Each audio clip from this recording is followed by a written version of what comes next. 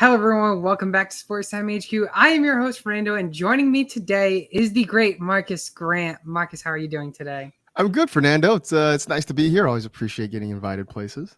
Yeah, Marcus and I were talking before the show. We got to meet each other for the first time at the Expos, and MG, let's hear your takes on the Expos. It's a great time, honestly. This was the first year I'd ever been. Really had I'd been for the Kings Classic a couple of times, and it was really cool. On the one hand, to kind of reconnect with some of those guys that I hadn't seen in some cases maybe in 3 years. So that was a lot of fun. But just to get to the expo, to really meet a lot of people. I keep saying it was fun to put faces to Twitter handles, right? Like folks that I only knew from the internet, from Twitter, what have you, and to kind of get together and meet a lot of those people in person and kind of connect with some of those folks. It was a great time. And honestly, a huge shout out to Bob Long for having built this thing in a relatively short amount of time. I mean, really has just done a great job creating an actual event. I kept referring to it as fantasy football Coachella because that was sort of the best way I could describe it. But Bob has done an amazing job. I know he was working his butt off. I feel like the only time I saw him sit down that weekend was when he was drafting his team during the Kings Classic. He got to sit down for whatever it was, an hour and a half, Yeah. however long it took to draft.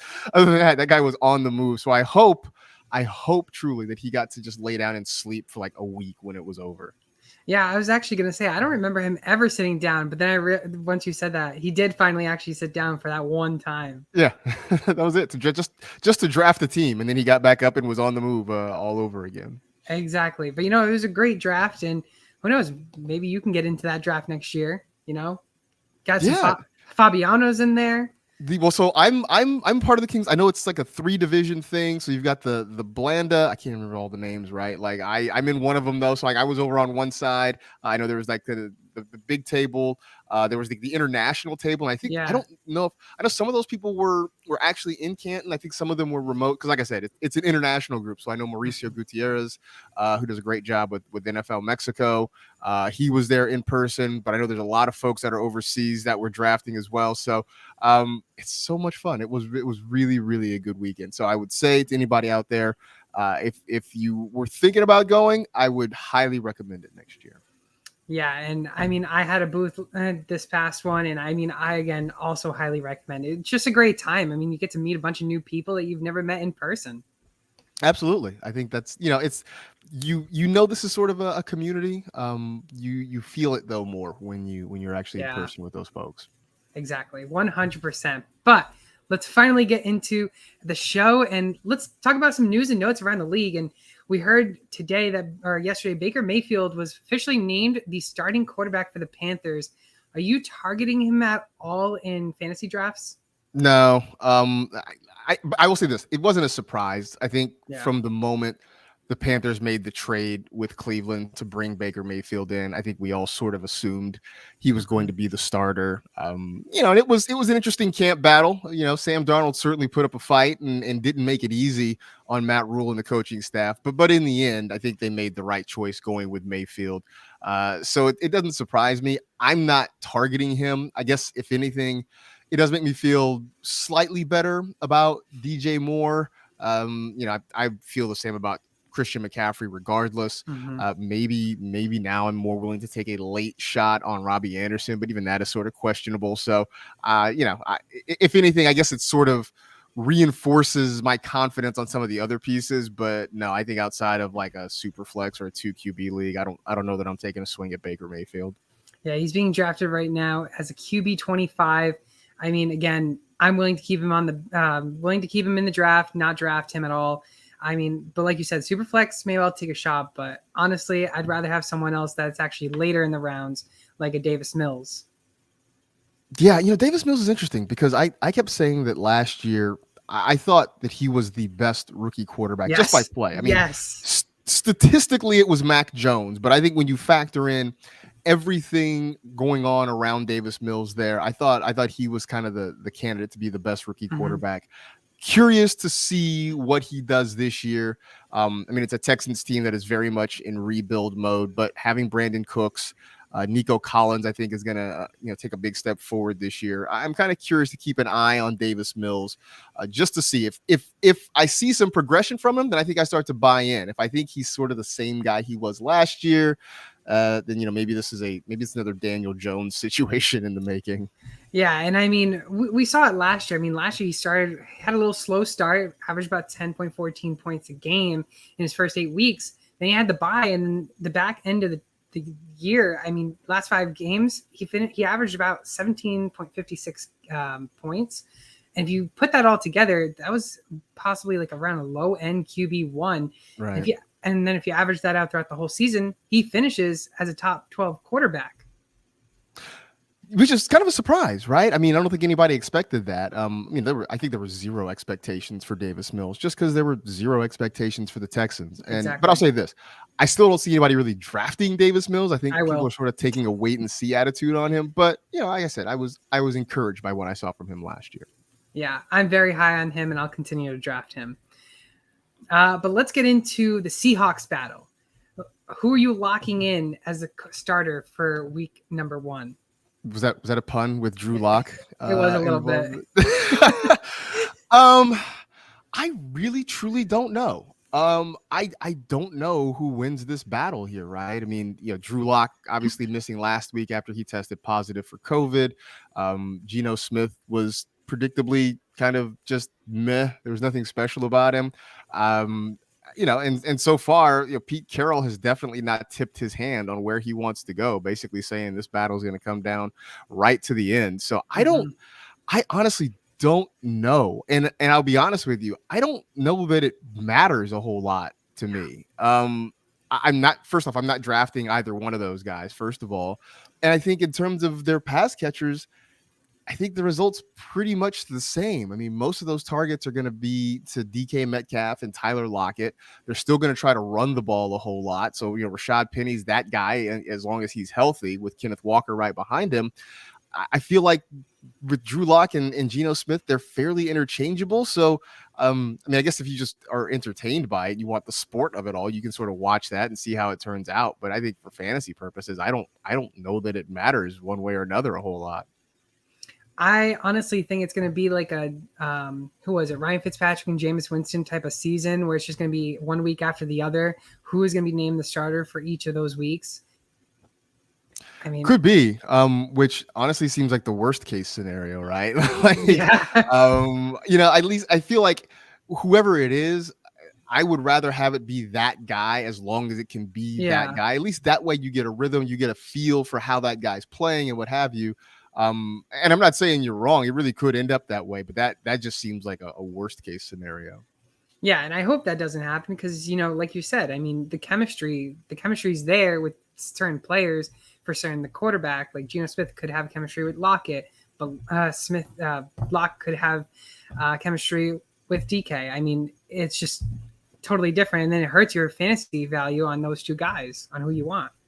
Yeah, absolutely. It's funny. At the beginning of draft season, I was drafting Tyler Lockett, and here's the thing: I'm not gonna say I love Tyler Lockett. I don't love the quarterback situation. I just felt like Lockett was falling too far in drafts, so I was drafting him. Lately, I've sort of stayed away from it because we get to those later rounds, and I'm finding other receivers that I like a little bit more.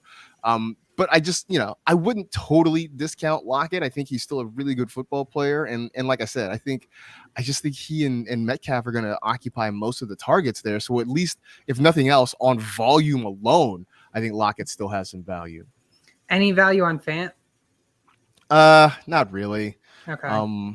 Yeah, had he somehow stayed in Denver and gotten to play easily with Russell Wilson, it's huge on Noah Fant, but I don't know that there's enough to be excited about to support 3 pass catchers in that offense.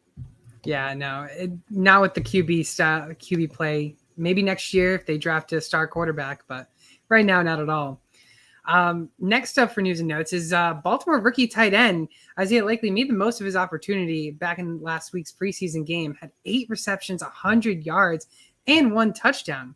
We obviously know Mark Andrews is there, so obviously he's not going to take that tight end 1 spot away from him. But we did lose Marquise Brown in the offseason, so is it likely that they're going to run 2 tight end offenses? offense? It's No certainly pun possible. intended. It is certainly likely, right, that they could do that there. I think this is for me a situation of opportunity versus talent, and actually had this conversation. I was on a Twitter space yesterday, and this conversation came up about Isaiah Likely, and I feel like the group was sort of split.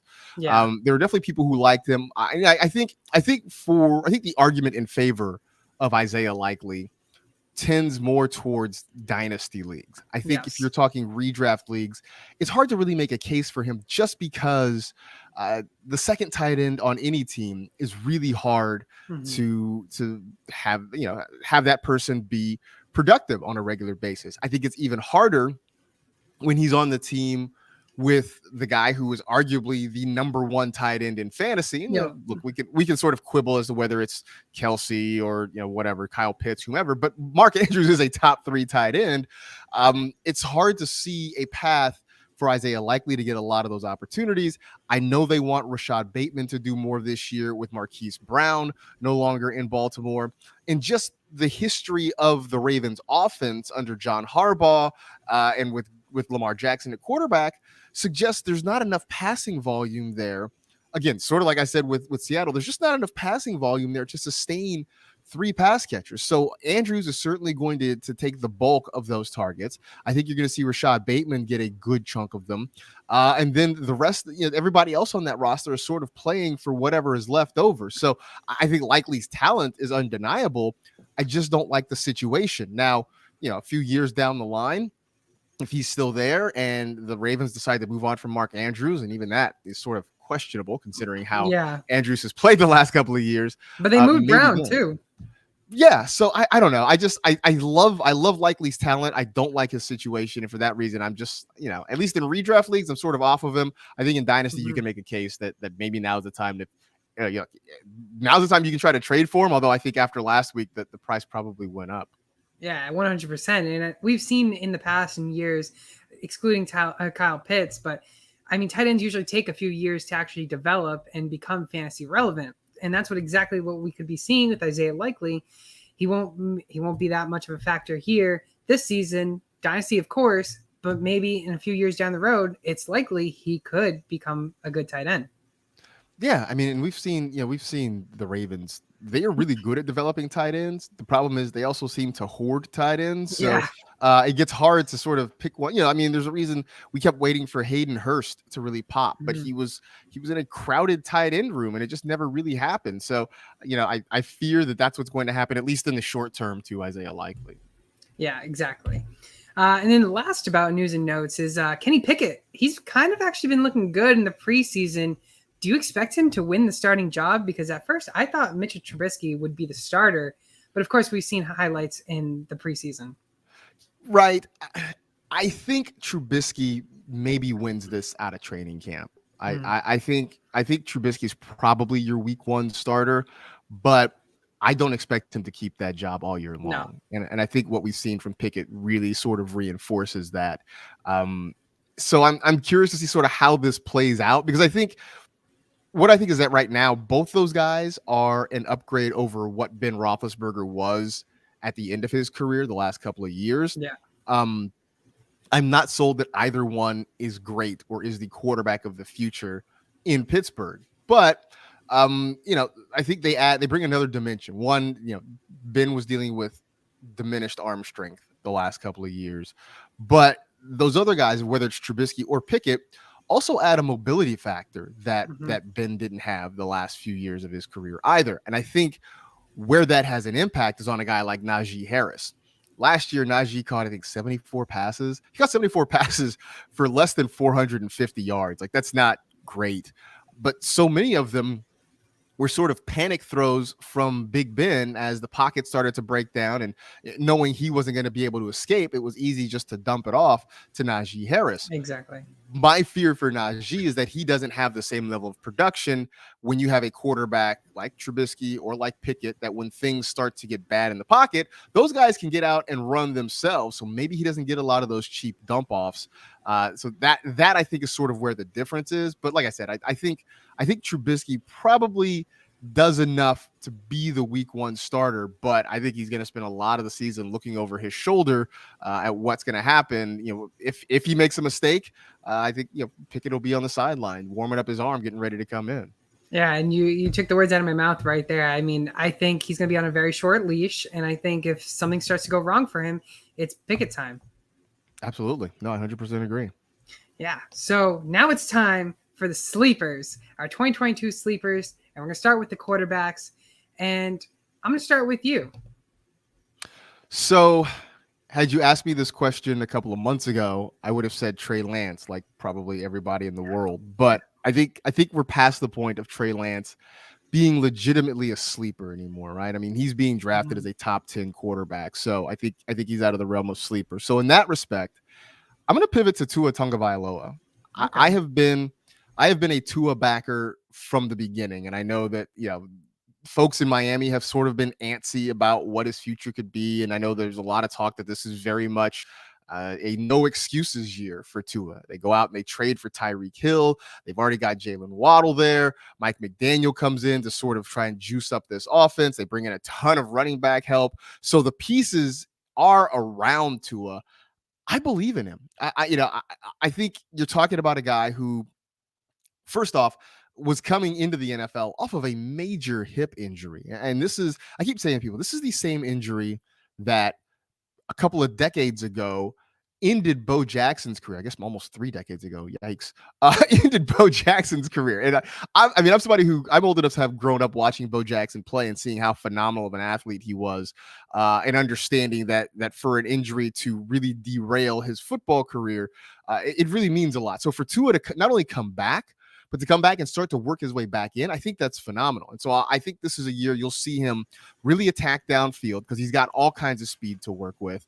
I don't think he's ever going to be a big time runner, but I think he can run enough that he's going to put up respectable numbers. And when I say sleeper, I'm not going to sit here and tell you that Tua is going to make this jump and we're going to be talking about him as a top 10 quarterback at the end of the year. I don't think so.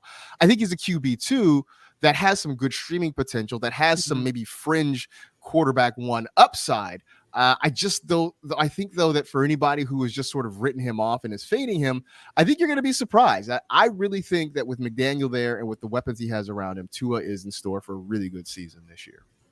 Yeah, and I mean, I'm not all that into Tua, but QB 15 right now, you got Tyreek Hill, and like you said, all the pieces are there. So honestly, this is his last year to really show that he is worth a starting quarterback. And I think if he struggles again, I think they're going to be shopping for a new quarterback next year, or who knows, maybe they're in the works of getting Jimmy G in the middle of the season. That's going to be interesting too, is what happens because Garoppolo comes in. He's obviously familiar with the head coach. They had that connection together in San Francisco. That was going to be very interesting because now it seems like now the idea of Garoppolo going to Cleveland is sort of out of the works. Yeah. So maybe if things go sideways with Tua, maybe that's the deal that happens for San Francisco. Yeah, because I mean, I was thinking Jimmy G would go into Seattle, but at this point, I really don't see them really trying to win games here. They maybe even want to try and lose games to get that top quarterback. Yeah, and I can't imagine the Niners wanting to trade him to Seattle. Yeah, exactly. In division. They're a better team than the Seahawks, but the last thing you want is to have to deal with him twice a year, and then heaven forbid he beats you one of these times, and your fan base is just going to never let you forget about it. Exactly. And then that's when you regret trading them to an in-division team. Absolutely. So I don't mind the Tua pick. I'm not a big fan of Tua. I kind of stayed away from him in rounds this year. But again, this is a sleeper show, so he could easily be a sleeper. I'll go with my pick. And I was actually torn between two people. I love Mills, as we talked about already. I love Mills. Mills is a great guy. So I won't already dig into him even more because I already kind of talked about everything about him. I was actually debating between Russell Wilson or Matthew Stafford. And I'll go with Russell Wilson first. And the reason why I'm going with Russell Wilson is because he's being drafted right now as a QB 11. Obviously a QB 1. I think, though, people are sleeping on him and he's falling in later rounds. And the reason why is because, I mean, I don't understand the reason why. And I really don't, because you're in a new team and you have so many great values with Cortland Sutton there, Jerry Jeudy, KJ Hamler now. But then you also have Javonte Williams, Melvin Gordon. I mean, this team is built for success with Russell Wilson. And I mean, Wilson, if you've seen his stats in recent years, I mean, he's finished top 10 in every season except for his rookie season. And then his last season when he had a finger injury and he required surgery and everything. So he had to miss games. So honestly, being outside the top 10 for Russell Wilson, I think is absolutely insane. I think people should be drafting him a lot higher. And I think he finishes top 7, top 6. So I will give you the argument against Russell Wilson. At least the way I see it. And look, I love Russ this year. I also love Cortland Sutton. I for a while was on Albert O. We'll probably get to that a little bit later. But the argument against Russell Wilson, as I see it, is that he doesn't run the way he used to. And I think for a lot of people, when you're talking about drafting a quarterback that you expect to finish top 6, top 7, you want that rushing upside, right? I mean, that is why, that's why Josh Allen is at number 1. That's why we're still seeing Lamar Jackson and Kyler Murray and Jalen Hurts go high. That's why Trey Lance is so popular, because they will give you those rushing yards. And if you're not going to run, then you have to put up insane Aaron Rodgers, Tom Brady type efficient passing numbers, right? You've got to do the Aaron Rodgers thing where you throw for 40 touchdowns and like 5 interceptions. You've got to do the Tom Brady thing where you're throwing for 5,000 yards. And I'm, as much as I like Russ, I don't know that he's got a 5,000 yard season in him. I don't know that he's got a 45 touchdown season in him. So I think, he has that QB1 potential. I think he easily finishes as a QB1 this year. But I think the argument against him being a top 6 guy is just the rushing upside. But I think where he's coming off the board, the draft capital you're investing to get him is not crazy, right? You can still, I don't know how much people actually wait on quarterbacks anymore. I feel like that has sort of gone by the boards. Even when JJ Zacharyson, who's at late round quarterback on Twitter, when JJ Zacharyson is saying, "Hey man, you don't have to wait on quarterbacks anymore," I think that era has sort of passed. But if you tend to wait later, I guess, than normal, then Russell Wilson in like 7th, 8th, maybe 9th round, that feels pretty good. Very good. I mean, in 1 QB leagues, I know I just drafted 2 days ago in a 1 QB league, and we saw Josh Allen go in the 1st round. Whew. Insane. Absolutely insane. And I'm willing to wait on those quarterbacks, aka Russell Wilson, who's being drafted, like you said, around the 8th, 9th round. And I'm not willing to spend a high capital on a QB if I only need 1 quarterback to start. Right. No, I completely agree. Like the last few years, I would wait until the 5th, 6th round. I was drafting guys like Dak Prescott. I was getting Russell Wilson in that round. I mean, I did a draft a couple of days ago where I took Joe Burrow, I think in the 6th round, something like that. So, I'm not. Here's the thing. This is my rant that I always do when we talk about quarterbacks, is that I want us to change quarterback scoring so that we live in a world where we all think Josh Allen is great. Where in the past we all thought Patrick Mahomes is still great. I shouldn't say was. We all think Patrick Mahomes is great. It shouldn't be a strategic disadvantage to draft those guys. But that's sort of where we are now. So as long as we live in that world, I'm going to wait. I'm going to hang out till like the 5th or 6th round. I'm going to take the Joe Burrows of the world, and I'm going to be happy for it. Yeah, I mean, I'm not willing to spend high capital on it because running backs are more important in 1 quarterback leagues. Absolutely. I mean, look, even if everybody in your league drafts 2 quarterbacks, there's still talent there in the later round. So there just isn't the imperative to go out and spend a 2nd round pick on a Josh Allen. Yeah, and it's not worth it at all. I love Josh Allen, and I barely can get him unless I'm drafting 1.1 in Superflex League. Pretty much, right? I mean, that's the only time he's really worth it. Yep. No, I agree. So I guess you're in on Russell Wilson being a sleeper, but not that high is where I said. I just don't see the ceiling quite as high as you do, but I feel like he's going to be fine. And like, look, if you want a fairly low cost stack, I think a Cortland Sutton, Russell Wilson stack's just not going to cost you a whole lot in the draft. So you're more Sutton over Jeudy. I am. And my pal Michael F. Florio and I we disagree about that. He's team Jeudy. Yeah. I'm team Sutton. I think you're talking about a guy who's a deep threat now paired with one of the best deep ball throwers in the NFL. It feels like everything we want it to be. And I'm sure you guys have a bet going between who's actually gonna come out. We don't yet, and maybe when I'm done here, maybe I'll text him and we'll we'll set something up. Yeah, I'm going with Team Sutton as well. But anyways, Russell Wilson and Tua are our two top picks for being a sleeper quarterback for this season. And for running backs, 2022 running backs, I'm going to actually go with a guy. I mean, a lot of people have started to get onto this train. I think NFL fantasy has also gone onto this train. Maybe you were part of that. But Dameon Pierce is one of my biggest guys. I mean, once he was drafted into Houston, I said he was a breakout candidate. I said that he was bound to get the starting role. And I drafted him in every dynasty league I could possibly get. And now in redraft leagues, I'm trying to get him everywhere as well. He's being drafted right now as the RB 43.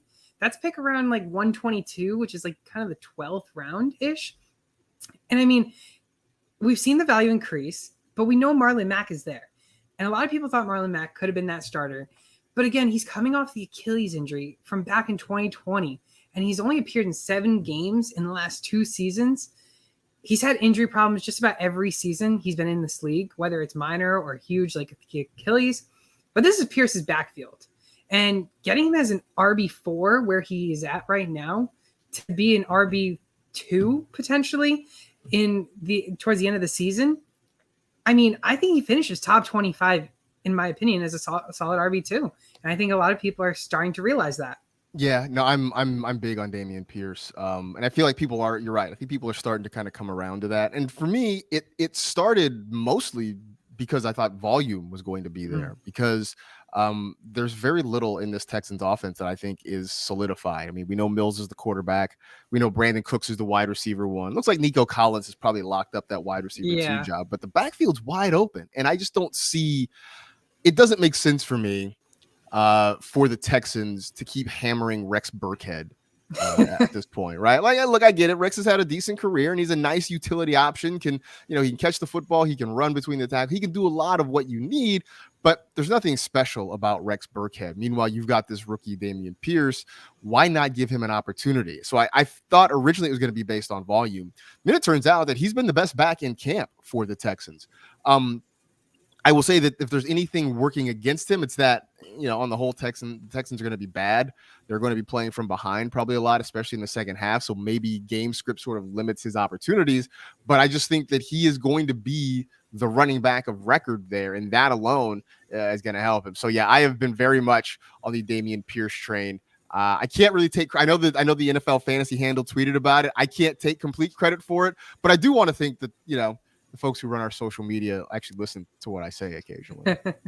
Yeah, I mean, he's been a solid running back, like you said, in camp. I think last preseason game, he had, 6 rushes for 49 yards around that. And I mean, you saw Marlon Mack. I don't even think he had over 10 yards over his couple of rushing attempts. So yeah, I feel bad because Marlon Mack was having a good career, I think, in Indianapolis till the Achilles injury, and it's just fallen off since then.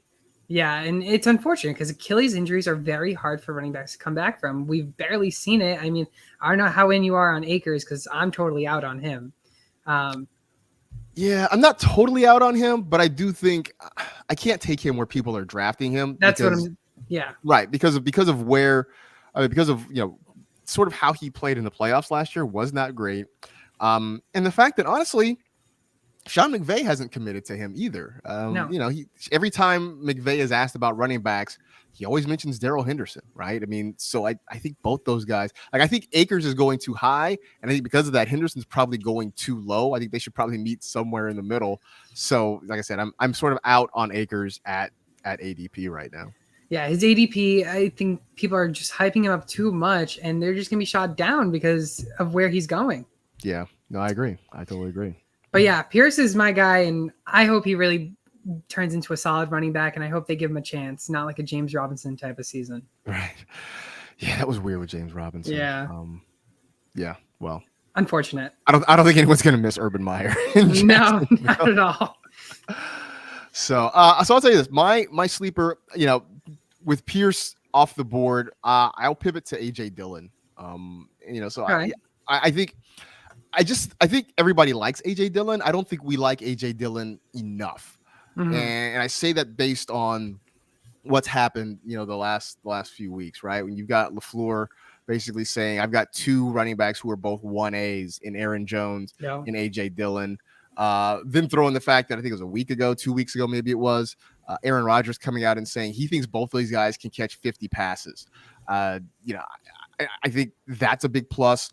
I think you'll see Dillon get some goal line work. The other part of that is because having Devontae Adams not there anymore really helps the running back situation in Green Bay. Because you go back and you think about how many times they got near the goal line, and it was pretty common to see Aaron Rodgers drop back and throw a quick slant to Devontae Adams. Yeah. I don't expect that to be the thing anymore, right? And I know he likes Alan Lazard. I know Romeo Dobbs is the new hotness. But I think when they get down near the goal line now, I think you're going to see them try to run the football a little bit more. So I think that helps Aaron Jones. I think it definitely helps AJ Dillon. I totally get Aaron Jones as a early second round pick. That makes sense to me. AJ Dillon, I think right now, I think last I saw his ADP was somewhere in the 5th round. Like, I think you can bump that up at least a full round, maybe even a little bit more, because I think those guys are going to do a ton of work this year. Yeah, and you hit it right on the head. I mean, he's being drafted in the 5th round as the RB 25. Last year, he did finish RB 23, so he's going around where he finished last season. But again, with Adams gone, I mean, that just means, like you said, he should be bumped up at least another round because of how much volume this guy's going to get. And I'm a big Dillon fan. I'm a big Jones fan. I love the two running backs there. And I think it's going to be a 1-2 punch with both of them and a lot of pass catching work. I mean, we saw last season, AJ Dillon had 37 targets, and I expect those target share to consistently grow with Adams' target share obviously gone. Those targets are going to have to go to someone else. And I don't think it's all going to go to Lazard King or Dobbs. No, I completely agree with you. So like I said, when Aaron Rodgers says, hey, these guys can catch 50 passes, I mean, he's the one who's delivering the targets, right? Yeah. So I feel like we should sit up and pay attention to something like that. Yeah, not like training camp news, It's all exactly. Hype. It's all hype. So yeah, AJ Dillon, Dameon Pierce are our two running backs. And then now let's go into our wide receivers. And Marcus, I'll send it back to you. So I feel like I'm on an island here. I shouldn't say that because there are other people who are behind me. I'm just surprised that Drake London isn't getting more love down in Atlanta. Look, we all love Kyle Pitts, right? Mm-hmm. We all know Kyle Pitts is going to get a ton of targets. We're talking about Kyle Pitts as, I think at worst, I think most people have him at tight end 3. Maybe you have him a little bit higher. I don't know, but we all think he's going to get targets. He can't be the only one. I think this is an offense that's going to run primarily through Pitts and through Drake London. And I know they've sort of put him in bubble wrap. That first preseason game, he caught a pass, he got tackled, he sort of tweaked his knee. They say it's not really serious, and they've kind of put him in bubble wrap since then. He's a big body guy. He played a little bit of basketball at USC, but just a big body target who's really good after the catch. And I think he really fits with a quarterback like Marcus Mariota, who doesn't necessarily press downfield a lot. He'll do it occasionally, but that's not really his game. He's about putting the ball in space, letting guys make the catch and doing work after it. And I think London is really perfect for that. So, look, I know they've got Olamide Zaccheaus.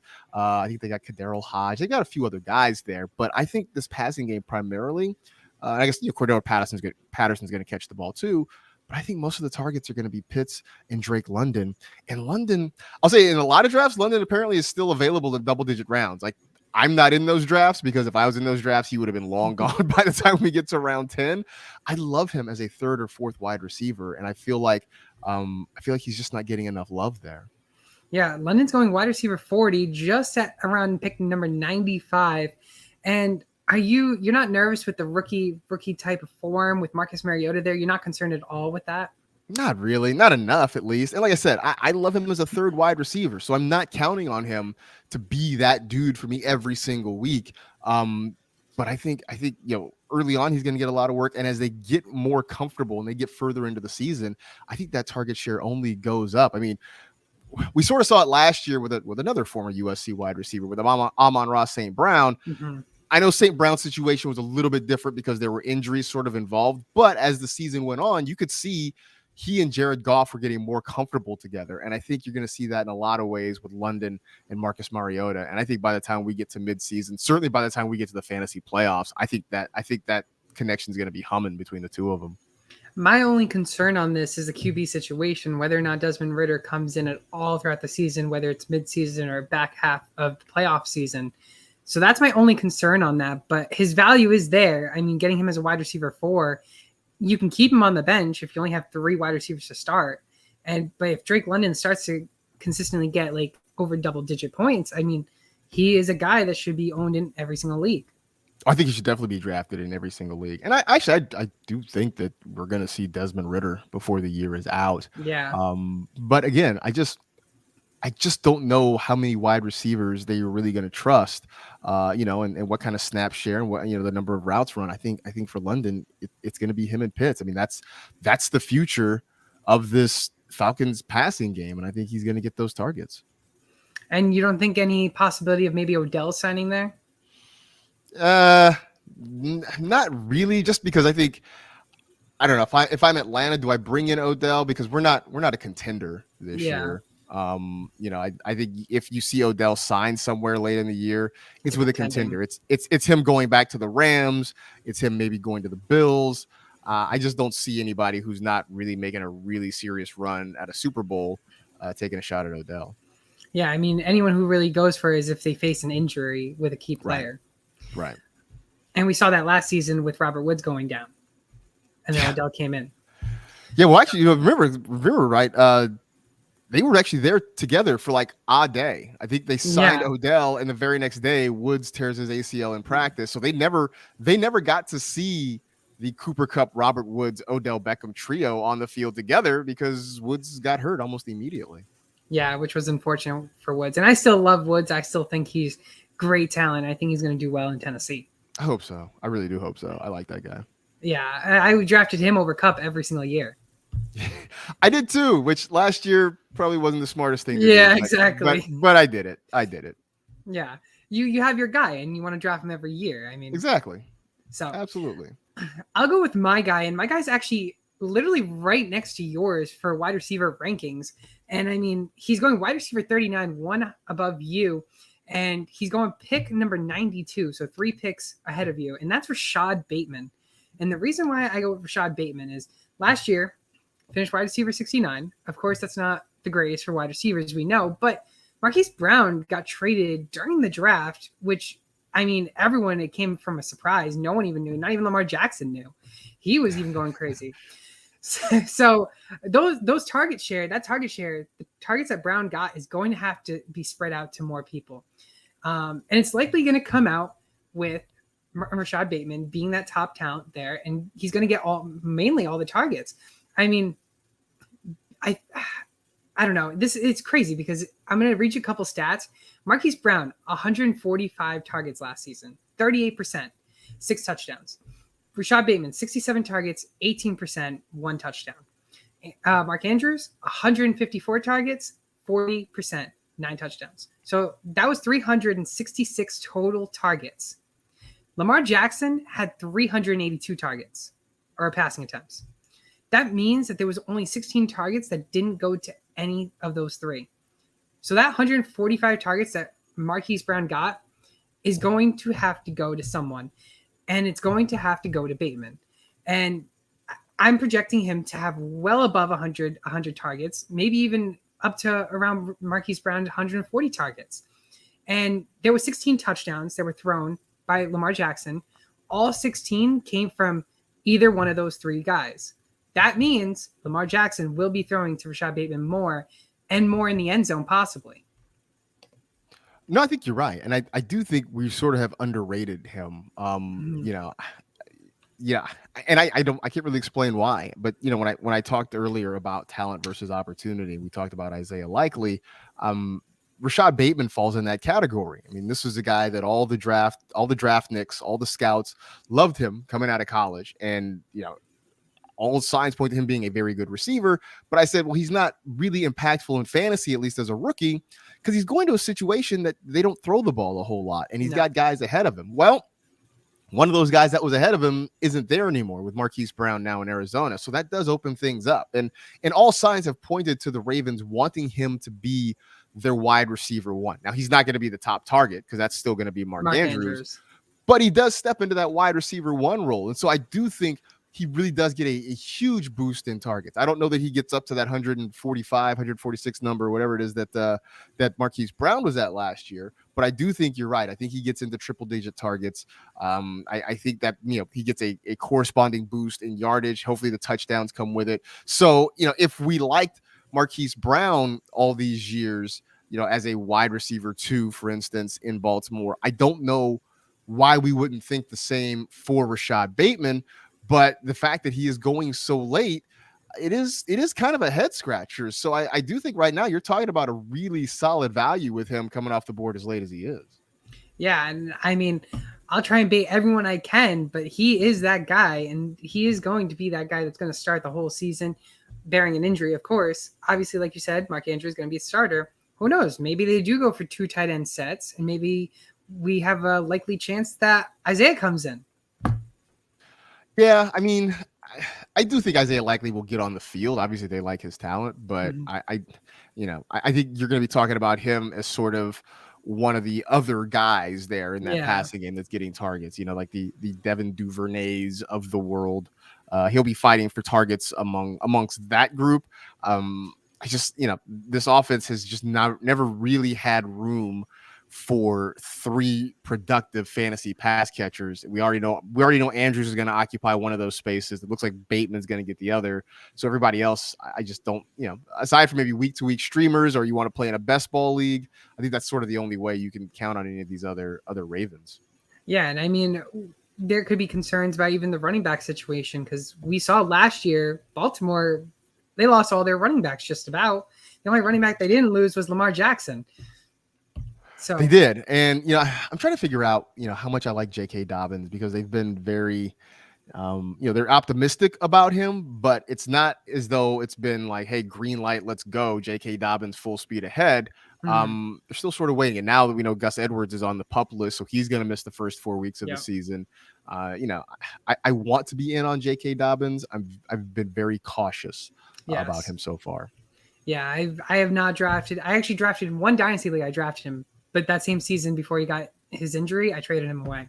So, so you missed that. So that worked out for you then. There you go. It worked out. I think I got. I think this is the season I managed to get like Jonathan Taylor, but again, I had to pay a lot for him. Of course. Yeah. So of course that is the case. But Drake London, Rashad Bateman, our 2 wide receiver sleepers. And now to our final one, probably the hardest position to really figure out, because it's either you got those top guys and then you got a bunch of randoms who they're great tight ends, but what are they going to do? It always flips out. We had that Robert Tonyan season. He's no longer in the picture. Oh. Gotta love Tonyan. I mean, he won a couple leagues for me at least. But my top guy, and he's valued as a tight end 1, obviously. I mean, and he's getting drafted right now as a tight end 6. And the reason why I'm picking him as my sleeper is because he finished last season as a tight end 3. I don't know if you know this yet, Marcus, but this is Dalton Schultz. I mean, people are sleeping on him and what he did last season. In 2020, he finished as a tight end 12. Last season, he finished as a tight end 3. I would have probably faded more from him if Amari Cooper was there. But Amari Cooper's gone. Amari Cooper, I'm going back to the target share. Amari Cooper had 103 targets. And it's not like they brought someone big in. They have CD, Dalton Schultz, Michael Gallup is going to miss some time, and then Justin Tolbert is going to be there, but he's a rookie. So he's going to eat into that. But Dalton Schultz is going to still consistently be that top 5 category of a tight end. And I honestly rank Kyle Pitts under Dalton Schultz. I think Dalton Schultz is tight end 3 this season. And I think Kyle Pitts right around the same time, Kyle Pitts finishes as a tight end 4. Wow. I'm sorry. I'm blown away. Like, that's spicy. I know people sort of like Dalton Schultz, but I feel like for the most part, everybody has the same guys in the top 5. Now, maybe you shuffle them around, but it's in some order. It's Kelsey, Andrews, Pitts, Kittle, and Waller. and then it's sort of everybody else fighting. So to hear that shocks me. I think Schultz is in for a good season. I think, because especially early in the years, they're trying to figure everything out. We know CD Lamb is going to get plenty of targets. He's going to have a huge season. They're still waiting for Michael Gallup to get healthy. They do have, as you mentioned, Tolbert is there. But in the meantime, I guess we should factor in Tony Pollard, because if you listen to fantasy Twitter, Tony Pollard's going to be in the Ring of Honor in Dallas like by the end of the year or something. But Schultz is going to get plenty of opportunity. So I don't think we can discount him. I'm not ready to put him ahead of Kyle Pitts yet. My heart's not quite ready for that yet, but I do think good things are coming. So along those lines, then, if we're big upping tight ends that aren't getting enough love, let me start with this. I was a big Albert Okwuegbunam fan, and I still think he has some deep sleeper potential. I don't love that he was playing in the fourth quarter of a preseason game last week. That seems like bad news to me. But a guy that I don't think is getting enough love. I mean, you talk about Dalton Schultz not getting enough love. Zach Ertz. Yes. I don't understand why we're not more excited about Zach Ertz when we see what he did last year. After the trade from Philadelphia, stepped up and played really, really well for Arizona. Coming into this year, like I know Marquise Brown is there, but they don't have DeAndre Hopkins for the first 6 weeks of the season.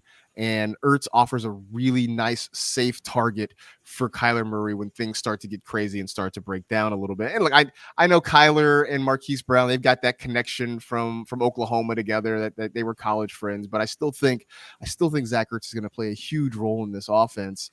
I've got him as a tight end 6. I wouldn't be surprised if he bumps one of these other guys out of the top 5 and finishes there. But you're getting him way, way late right now. He's being drafted, kind of barely as a top 10 tight end, and I don't understand it. So I have spent most of the summer sort of preaching the gospel of Zach Ertz, and I just think he's going to have another really good, really solid season. And if you miss out on the top 5 guys, if you decide to wait on tight ends and miss on the top 5 guys, I think Ertz is an excellent, excellent option. Yeah, he's being drafted. A couple weeks ago, we did a show and I mentioned Zach Ertz, and he was being drafted at that point. I think he still is, as a tight end 9. And I mean, if you look at it, D-Hop, of course, suspended 6 weeks, so he's still going to get that share.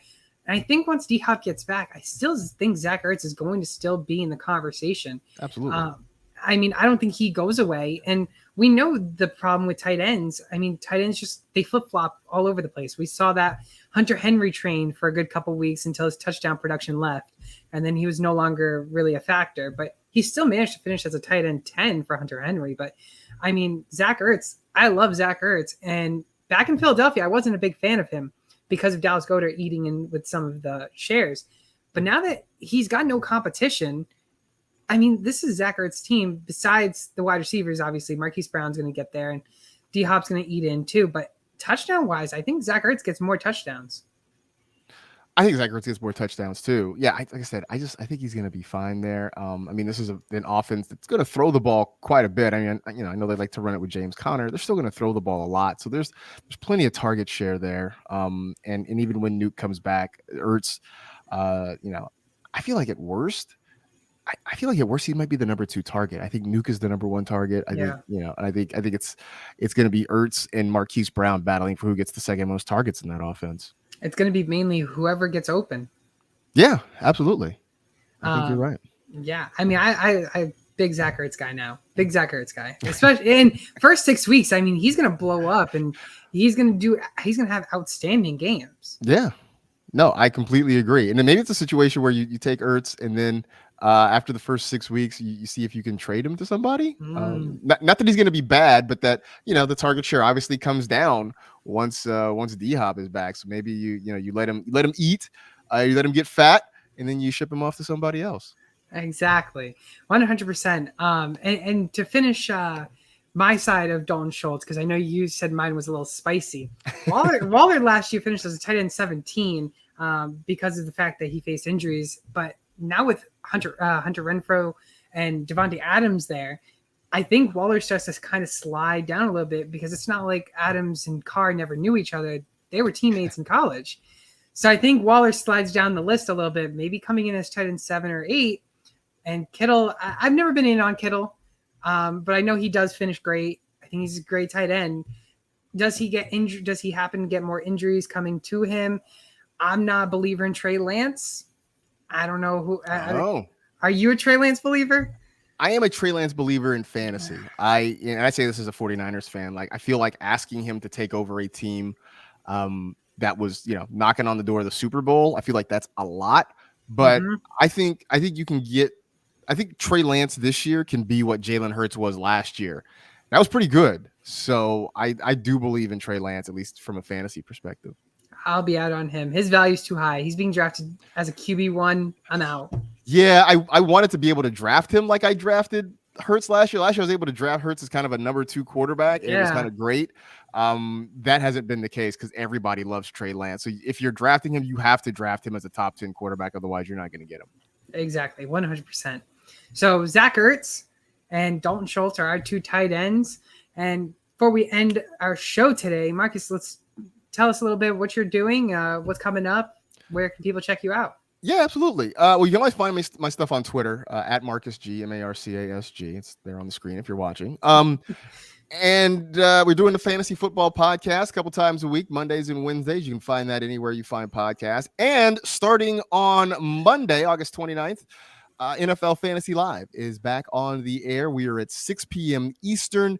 Every day except Thursday. Thursdays we are at 5 p.m. because TNF and that whole thing there. But you can find us on NFL Network each and every day. So it'll be me, Michael F. Florio, Adam Rank, Kimmy Check, Cynthia Freeland, Patrick Claybon. The whole crew is back.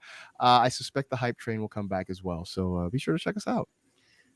Absolutely amazing. And for anyone who doesn't use Underdog Fantasy, make sure to go on to Underdog Fantasy. Make sure to use code SportsTimeHQ. They'll match your first deposit of up to $100. Once again, my name is Fernando, and I was your host for Sports Time HQ. Joining with us today is the great Marcus Grant. Make sure to follow him all over social media at Marcus G, MarCasG. And we'll see you all next week on Tuesday, where we'll have our weekly podcast starting on Tuesdays at 12:30 p.m. Eastern Time.